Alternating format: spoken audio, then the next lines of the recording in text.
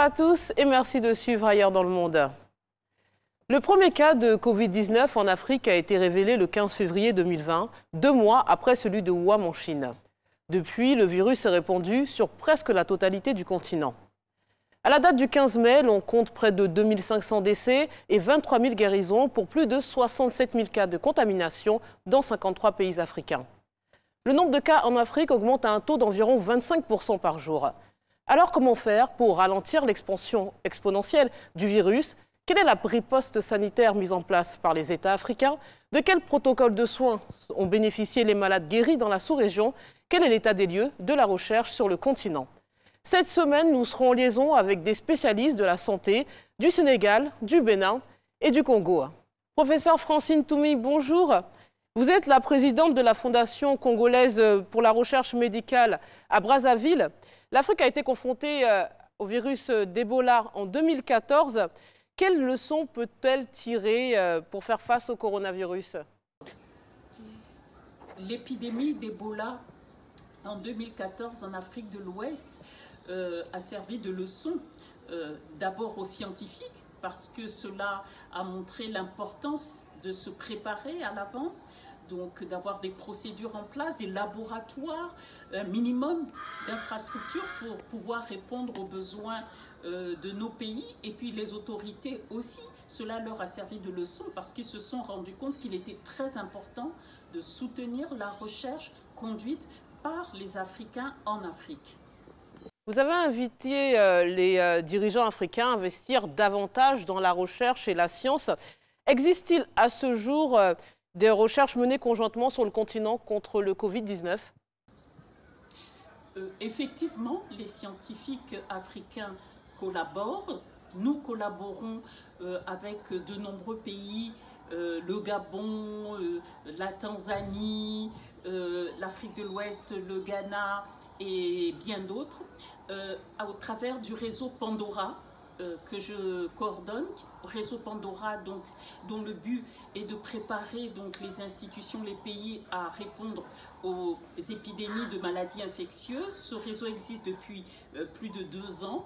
Et nous avons collaboré dans le cadre d'Ebola, dans le cadre du chikungunya, de la fièvre Lassa au Nigeria et actuellement dans le cadre de Covid-19. Pour le moment, nous partageons des protocoles, nous collectons des échantillons, nous préparons les outils qui nous permettront d'analyser avec les mêmes outils la situation de nos pays. Le président Sassou Nguesso a pris des mesures pour freiner la propagation du coronavirus dans votre pays. Quelles sont les plus importantes et leur impact? Le président Sassou Nguesso, effectivement notre président, donc, a pris des mesures pour contenir l'infection, puisqu'on a eu le premier cas le 14 mars 2020. Et donc, ces mesures sont les mesures barrières, hein, donc se laver les mains à l'eau savonneuse régulièrement ou avec une solution hydroalcoolique, tousser, éternuer dans le pli du coude, la distanciation, et puis se moucher avec des mouchoirs jetables. Voilà, pour les mesures les plus importantes, et utiliser autant que possible à l'extérieur donc un masque de protection. Quels sont les chiffres des malades guéris et de quel protocole de soins ont-ils bénéficié?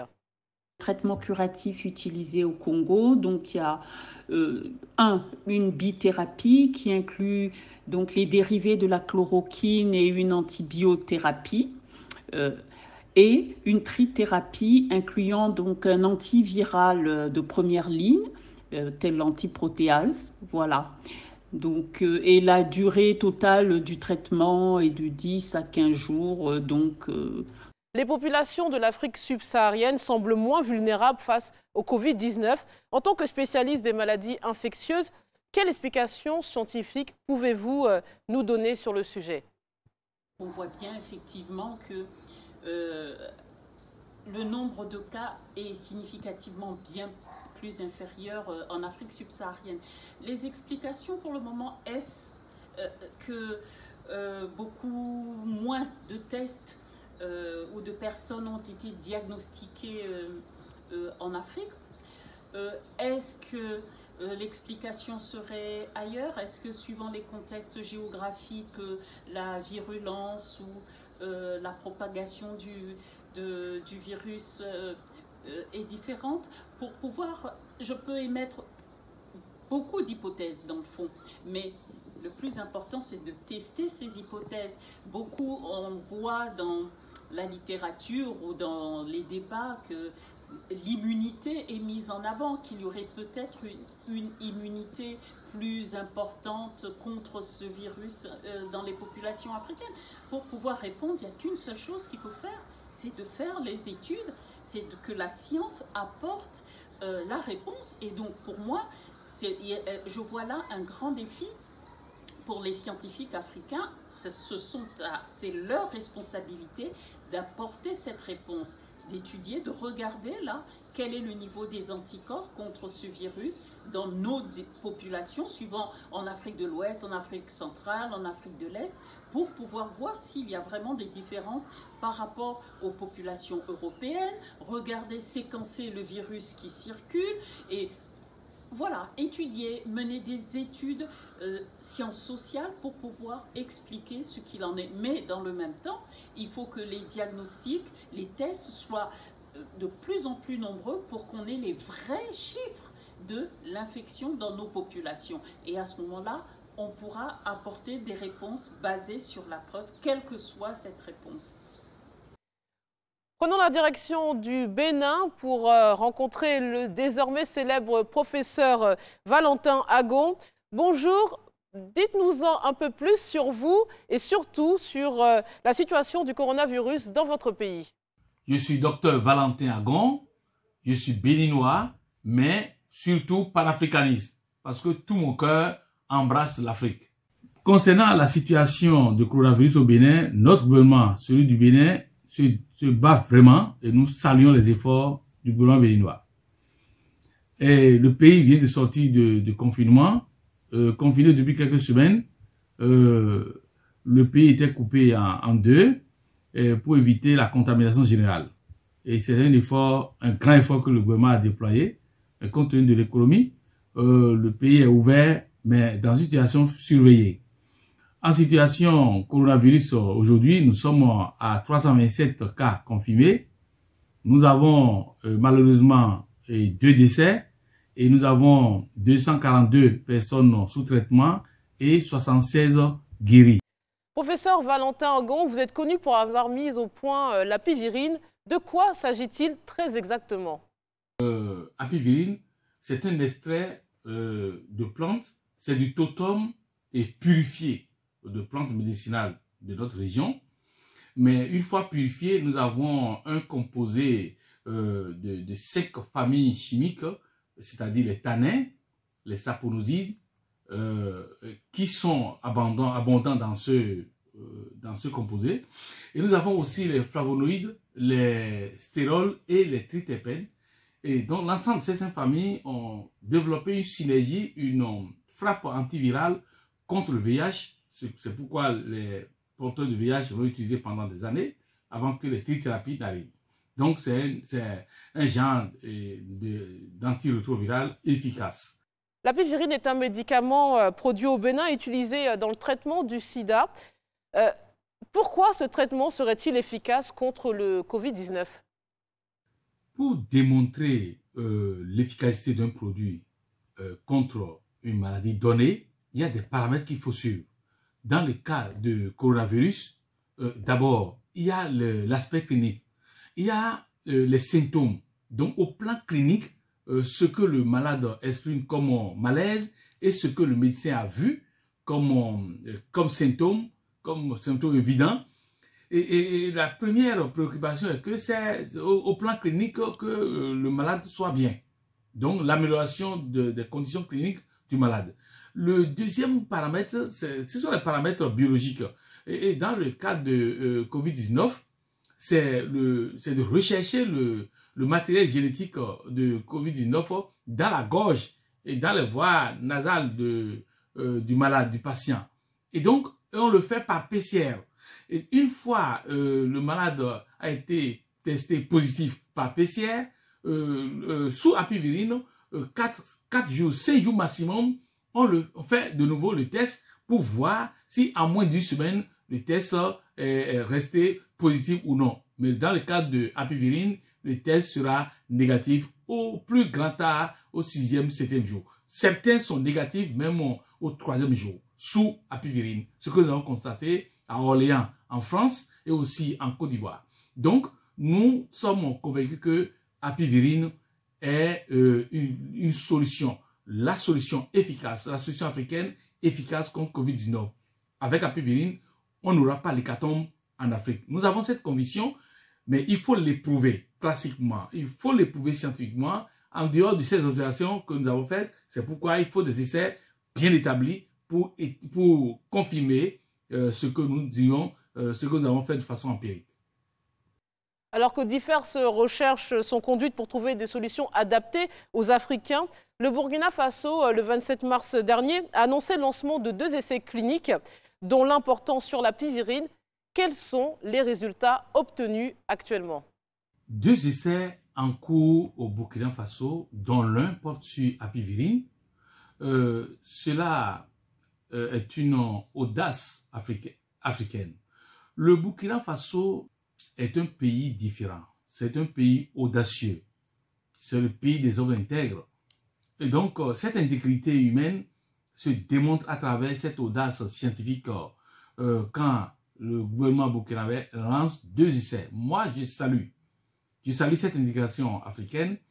Et donc, un essai porte sur chloroquine, ce qui est normal parce qu'on parle beaucoup de chloroquine. Burkina veut voir concrètement qu'est-ce que ça fait. Et le 2e essai porte sur apivirine, sur une production africaine. Et cela, en ce qui concerne les résultats, nous sommes en cours. On est dans les préparations et donc aujourd'hui, on ne donne aucun résultat. Il faut attendre la fin des études pour que la communauté scientifique africaine, burkinabé, publie les résultats. Il ne me revient pas d'en parler ici. Et donc, je demande à l'Afrique d'attendre. Nous ne croisons pas les bras. Dans cette attaque de pandémie Covid-19, l'Afrique n'a pas croisé les bras. Nous devons résoudre ces problèmes parce que désormais, nous devons essayer de renverser, de changer le cours de l'histoire en Afrique, c'est-à-dire trouver les solutions pour nous-mêmes et par nous-mêmes et ne plus attendre que les solutions viennent d'ailleurs. Nous avons trop de richesses ici en matière pharmacologique pour attendre des réponses d'ailleurs. Et c'est pourquoi je salue ces 2 essais au Burkina Faso et attendons patiemment et que l'Afrique patiente pour les résultats qui seront là dans quelques semaines. Les chercheurs africains proposent différents remèdes curatifs et préventifs contre le Covid-19, notamment le Covid organique de Madagascar. Est-ce que la solution, le remède à cette pandémie viendra des chercheurs africains? Vous demandez si le remède contre le coronavirus pourrait venir de l'Afrique. Je voudrais dire bien sûr, et bien sûr. Pourquoi? Parce que en Afrique, cette audace scientifique se démontre et révèle le progrès scientifique de l'Afrique. Nous avions dans le passé vécu des situations fâcheuses où la maladie sévit en Afrique et les médicaments étaient ailleurs. Mais ce que nous devons savoir est que l'Afrique regorge de ressources médicinales. Les forêts tropicales en Afrique, les savanes en Afrique, et regorgent de ressources médicinales abondantes. Nous avons de l'or vert médicinal en Afrique que nous devons mettre en valeur. Nous avons fait les mêmes universités que les autres en Amérique. Nous avons étudié à travers la Belgique, la Suisse, la France, le Canada, et nous avons fait les mêmes écoles que les autres. Nos collègues qui font des merveilles en Occident n'ont rien plus que nous. L'intelligence n'a pas de couleur et la recherche n'a pas de pays. La recherche et l'intelligence sont humaines. Et c'est pourquoi de ces 2 propositions africaines, c'est-à-dire le Covid organique et apivirine, nous appelons l'Afrique à évaluer scientifiquement ces 2 propositions sur tous les plans et les résultats vont nous prouver, vont nous montrer que ces remèdes que nous proposons pourraient être évidemment la solution africaine contre le coronavirus. Nous souhaitons vivement que la communauté africaine se ressaisisse et prenne ses responsabilités pour que nous puissions progresser, aller loin avec nos politiques. Nous avons besoin de soutien politique pour pouvoir faire face à tout dans le monde et surtout réussir à imposer notre solution pensée et réfléchie et réalisée par nous-mêmes et pour nous-mêmes et scientifiquement assise pour que cesse maintenant désormais cette pensée que l'Afrique n'est pas capable d'entrer dans l'histoire. Nous sommes bien dans l'histoire et pour coronavirus, nous avons des solutions que nous demandons à nos collègues africains d'éprouver pour que finissent ces pensées et qui réduisent l'Afrique et qui sont réductrices de l'Africain. Non, nous sommes les mêmes que les autres. Pour finir, comment expliquez-vous le faible taux de contamination du coronavirus en Afrique subsaharienne? Y a-t-il une raison scientifique? Le faible taux de contamination de l'infection à coronavirus en Afrique subsaharienne pourrait s'expliquer par l'impact du climat, le contexte de notre climat, parce que ici, ce qui fait la différence entre les zones où le Covid-19 sévit et notre zone est que nous sommes dans un climat chaud. Mais nous devons faire attention parce que l'évolution de la contamination dans les pays africains en ces derniers temps nous montre que nous pourrions couver un volcan et qui peut à un moment donné faire beaucoup de gaffes. Et c'est pourquoi nous devons faire attention et surtout respecter la distanciation sociale et tout ce qu'on dit sur la prévention, les barrières. Il faut évidemment que nous puissions respecter tout ça. Il faut que nous puissions porter nos masques. Il faut que nous puissions rester un peu isolés des autres. Il faut éviter les attroupements et cela pourrait nous aider à éteindre l'incendie de coronavirus lorsque les solutions que nous proposons seraient éprouvées, établies et lancées. La pandémie serait finie en Afrique. Mais si nous nous amusons à dire que non, dans le climat chaud, il n'y a rien, nous risquons une hécatombe en Afrique. Et nous devons l'éviter. Nous allons au Sénégal avec le docteur Abdoulaye Bousso. Bonjour. Vous êtes le directeur du Centre des opérations d'urgence sanitaire au Sénégal. Depuis l'apparition du premier cas de coronavirus dans votre pays, quelle a été la stratégie médicale mise en place par les autorités du Sénégal? Le Sénégal a eu son premier cas Covid+, le 2 mars 2020. Et en termes de stratégie de gestion de cette épidémie, la première décision que nous avons eu à prendre ici, c'est de prendre en charge tous les patients Covid+ dans les structures de santé. Que le patient ait des symptômes ou pas, il est pris en charge dans des centres de traitement, dans les structures de santé. Également, nous avons veillé à ne pas transformer nos hôpitaux en hôpital Covid. Tous les lits qui ont été utilisés, en tout cas qui sont en train d'être utilisés dans nos centres de traitement, sont des lits qui ont été ajoutés. Donc nous avons eu beaucoup de chance à avoir beaucoup d'unités qui étaient en construction, qui ont fini. Nous avions des centres de dialyse qui étaient en train d'être construits dans les hôpitaux. On a eu la chance d'avoir même un hôpital qui était fini, qui attendait d'être inauguré, que nous avons utilisé. Donc ce qui nous a permis d'avoir des lits supplémentaires qui ont été tous destinés à la prise en charge des patients Covid. Maintenant, au 12 mai, nous sommes à 1995 cas. Donc nous commençons à vraiment atteindre, nous avons même dépassé la capacité de nos structures et nous avons commencé depuis quelques jours à faire une prise en charge extra-hospitalière. Donc nous avons identifié un certain nombre de lieux que nous avons aménagés, des sites hôteliers qui ont été aménagés pour prendre en charge des patients Covid+. Et dans ces sites, nous mettons les patients qui n'ont pas de symptômes ou qui ont peu de symptômes. Donc ça, nous l'avons démarré et nous sommes en train aussi de continuer la réflexion d'étendre cette prise en charge extra-hospitalière parce que, comme je l'ai dit, il est important de ne pas transformer nos hôpitaux en hôpital Covid parce qu'il n'y a pas que le Covid actuellement. Malgré toute la médiatisation de cette maladie, nous avons sur notre continent, principalement nous dans notre pays, beaucoup d'autres maladies qui ont une mortalité beaucoup plus élevée et ces patients, en tout cas pour ces maladies, il faut qu'on puisse continuer à prodiguer des soins. Donc nos systèmes de santé doivent être résilients. Et également, en termes de dépistage, nous faisons un dépistage autour des cas positifs, donc des contacts essentiellement. Ces contacts, d'ailleurs, nous les confinons tous dans des réceptifs hôteliers.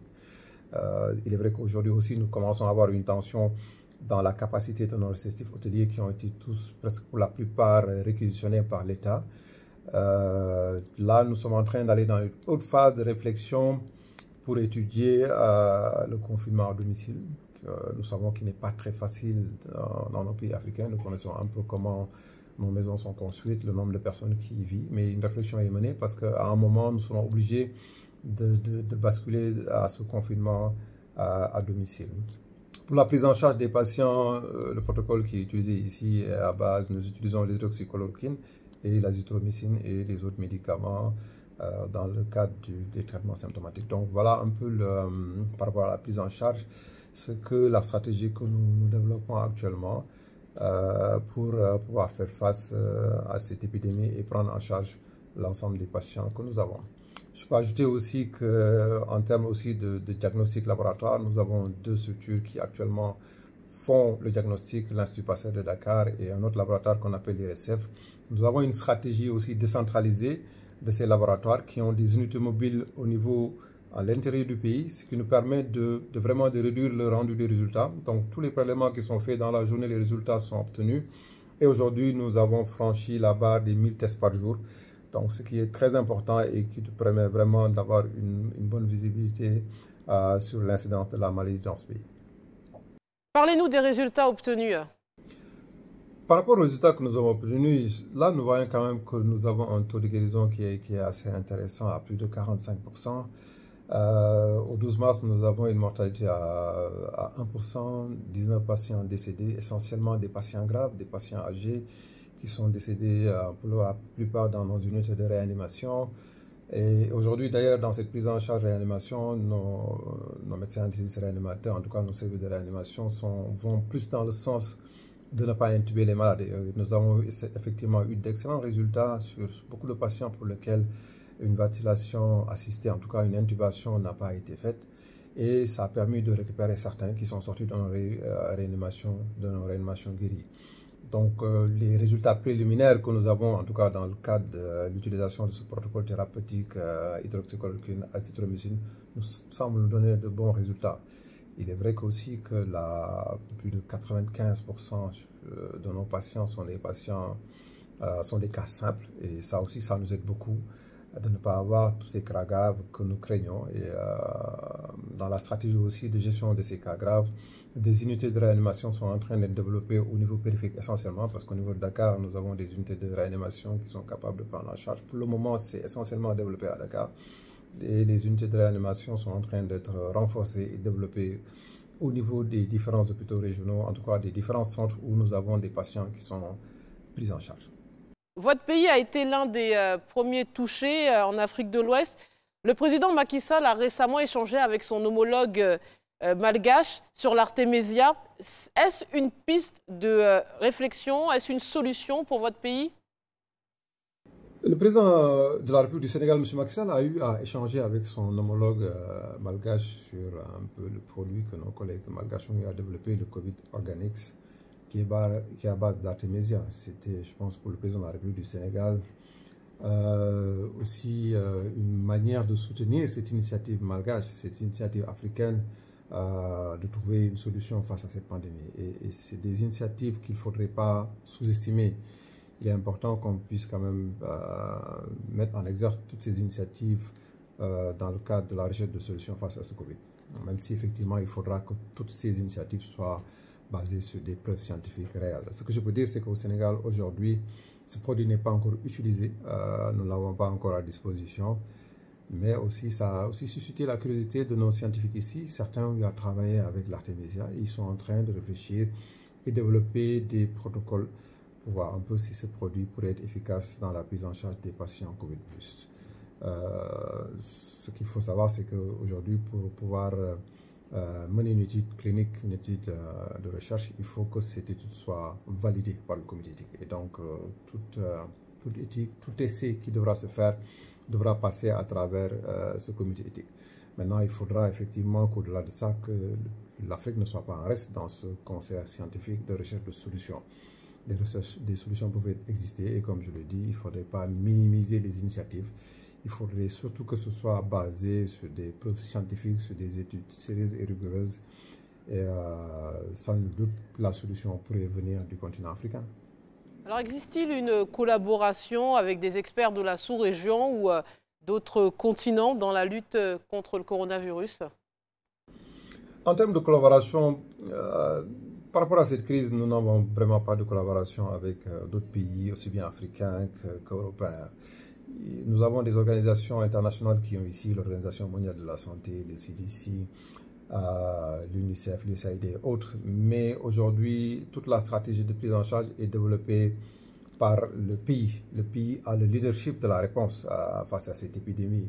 Aujourd'hui, je pense qu'avec cette épidémie, l'Afrique peut montrer qu'elle a les compétences, qu'elle a les personnes, ressources capables de faire face. Et aujourd'hui, nous arrivons en tout cas avec nos ressources internes à pouvoir faire face à cette épidémie. Et nous avons quand même le soutien de toutes ces organisations qui sont avec nous dans nos réunions dans le cadre de la réponse. Alors, que pouvez-vous préconiser d'autre pour gagner la bataille contre le coronavirus? Les mesures barrières sont-elles suffisantes? Pour gagner cette bataille contre le Covid, aujourd'hui, ce qu'on peut dire, et nous le répétons beaucoup ici dans notre pays, ce n'est pas les mesures médicales qui vont arriver à mettre fin à cette épidémie. Le secteur de la santé, je pense, fait beaucoup d'efforts dans le diagnostic, le dépistage, dans la prise en charge des patients positifs. Mais pour mettre fin à la transmission, pour rompre cette chaîne de transmission, c'est à la communauté d'intervenir. Et aujourd'hui, c'est très important que la communauté puisse comprendre et puisse assumer ses responsabilités par rapport à la transmission de cette maladie. Et aujourd'hui, les mesures barrières que nous édictons, pour lesquelles nous faisons beaucoup de communication, c'est des mesures qui doivent être endossées par la communauté. Le port de masque obligatoire dans les transports, dans les lieux publics, l'hygiène des mains, la distanciation sociale, c'est des éléments indispensables. Il n'y a pas un remède miracle, il n'y a pas un médicament miracle qui nous permettra de mettre fin à cette épidémie. C'est nous, dans la communauté, dans nos attitudes, c'est à nous de pouvoir mettre fin à cette épidémie. Et il est important que ces mesures soient respectées. Donc c'est pourquoi nous devons vraiment faire beaucoup d'efforts dans notre communication en y intégrant, il ne faut surtout pas l'oublier, les socio-anthropologues. Parce que, quelle que soit la situation, quels que soient les messages que nous devons passer, il faut que ces messages soient bien pensés, soient bien élaborés et soient bien transmis. Et pour cela, il est important de prendre en compte beaucoup d'éléments dans l'environnement, dans notre environnement culturel, dans nos traditions, pour pouvoir arriver à ce que ces messages passent. Donc, à mon avis, il est très important qu'on puisse avoir une adhésion de la communauté. Et si on a cette adhésion de la communauté, cette confiance envers le système de santé, cette maladie pourra être éradiquée. Dans le cas contraire, il sera très très difficile de pouvoir faire face. Et qu'on sache qu'il n'y a pas actuellement, en tout cas, le vaccin n'est pas encore élaboré, une prophylaxie efficace n'a pas encore été développée. Les seuls moyens, c'est les mesures barrières à respecter et nous devons vraiment nous efforcer à les respecter pour pouvoir faire face à cette maladie. C'est la fin de cette émission. Merci aux experts pour leur contribution. Bravo au personnel de santé pour le travail remarquable fait dans chaque pays. Quant à nous, respectons les mesures barrières. Bon week-end à tous.